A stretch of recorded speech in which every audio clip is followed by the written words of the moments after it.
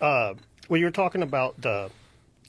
We look at the way that they move the stones, like you're talking about the cedar. They moved one stone in human history that was really big. The biggest stone ever moved was the Thunderstone. It was moved by Catherine the Great's people.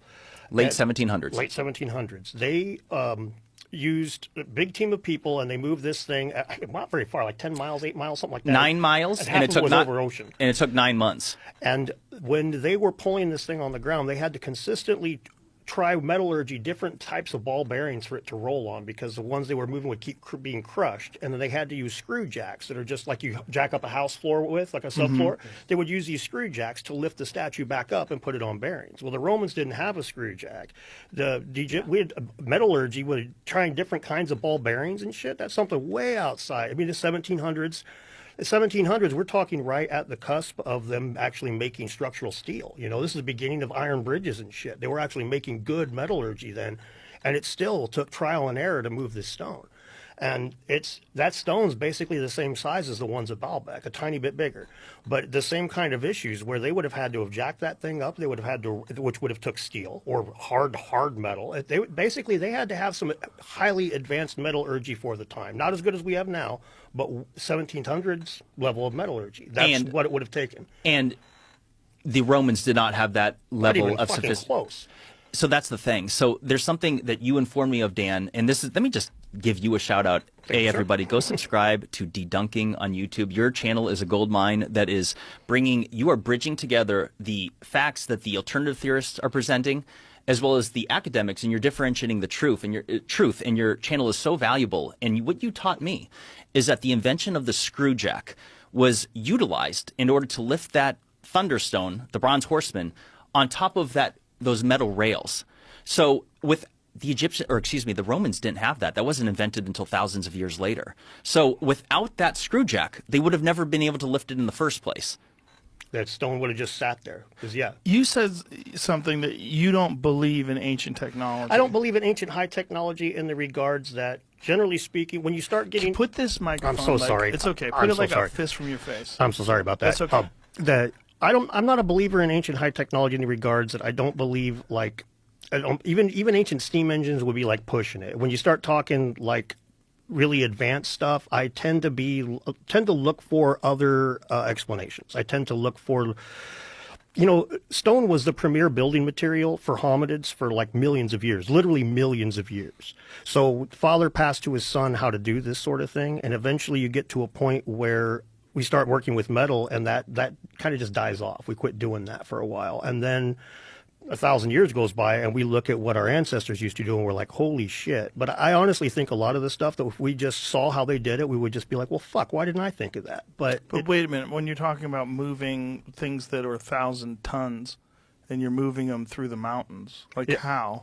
Why wouldn't you believe in some sort of ancient technology? Well, let's put it this way. I'm not opposed to the idea, but we need to get there first. Like if we're going, like we're talking about the Thunderstone or the Baalbek stones, going from, like, I feel like we need to exhaust every other possibility before we can start hanging our hat on something bigger. Okay, than that. What other possibilities could you even conceive of?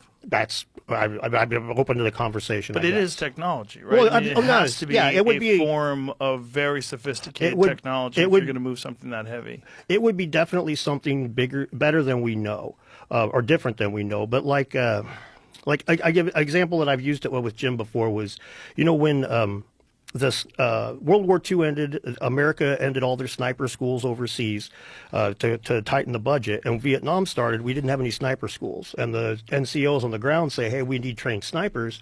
They had to actually recruit snipers, sharpshooters from the American Olympic team because we didn't have trained snipers anymore. In 20 years, we had better tools, worse results because of the lack of skills. So I'm of the opinion that there's some... Right, but a sniper is something that we're all very well aware of. It's conceivable. It's obvious how you would do it. You could explain it to the layperson. Yeah, you can. But it was something that still there was a skill set that was lost in just 20 years. That's all. I think that like a lot of things, you see a lot of the ideas for moving the big rocks. Some guys will use like... Like they think that like water pressure vacuums were used to pull rocks up tubes, and you see all kinds of interesting hypotheses that use lower tech means that I tend to think, most of them I think that don't work, but I tend to think that those would be the direction we should be looking before we go to ancient high technology. And again, the reason that I think that is because if we do get to ancient high technology, we really need to have eliminated everything else by we get there in order to be taken seriously. I guess that's kind of how I look at it. I'm a more skeptical person. Real quick. So let's back up to this. Let's see if we agree on this. Would you agree that what we were taught in school, that the ancients were more sophisticated than the described narrative? Oh, yeah, absolutely. See, then there you go. So we're on the same page, because it's like, what's technology? Like, do they have space lasers and hydraulics? I'm not suggesting that. Bow and arrow is technology. Right, a horse saddle technology, technology. Right? So they had something else. Oh yeah, they definitely. When I guess like when I get to when most people think high technology, like you say, space lasers and stuff, powered things, like something where they were no longer using human power or water power, something they were harnessing energy or doing sophisticated chemistry, things like that's where I start to be like, well, I need more evidence to go that far with it. However, the moving of the big rocks is something that I'm quick to say, but in order to do it, if we were to do it, we would need technology well outside of what they had available to them at the time.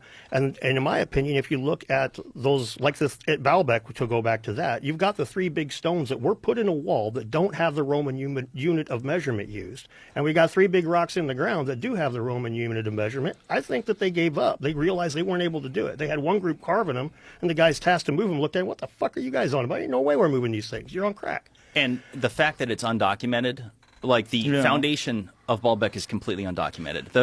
Go ahead. You were saying something about dating it to 11,000 years. Jamie, if you go to the Baalbek folder, you'll find an encyclopedia article that describes the evidence of human habitation at Baalbek dating back 9,000 BC, which is 11,000 years ago.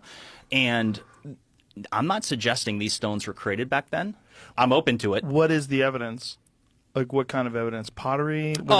Sure. I'd have to go read through the scientific article, but it's humans were there 11,000 years ago. Yes. Right. Okay. And the fact that they don't document when the Romans were, see right there, and there's another history that dates back at least 11,000 years, encompassing significant periods such as prehistoric, Canaanite, Hellenistic, and Roman eras. After Alexander the Great conquered the city in 334 BCE, he renamed it Heliopolis, Greek for Sun City. The city flourished under Roman rule. Now, let me say this real quick, Jamie. Will you go to the picture of the mountains in this folder? So this is something that's unbelievable. All right, so just scroll through all these photos of the mountains, because here's something that people need to understand that is unbelievably significant, which is that at Baalbek, there are approximately 200 rose granite columns that were transported from the Aswan quarry in Egypt, which is 700 miles as the bird flies. And what's wild is that the only way to get them to Baalbek, because the Baalbek is located in the middle of the Lebanon mountains, and it has an average elevation of 8,000 feet with peaks reaching over 10,000 feet. As you can see, there's a frickin' ski resort there, which I couldn't believe when I was driving there. There was literally the ski lifts. I went there in September. So they had to bring all of those multi-ton stone columns from Egypt, and the only way to get there was over these mountains, which is mind-blowing. And what you're saying by how the crow flies, as the crow flies, what people need to understand is that doesn't take into account elevation changes. Right. So if you have a flat line like a bird and you're flying from one point to another, that's 700 miles. But if you have to go up and down and up and down and up and down, it's significantly larger.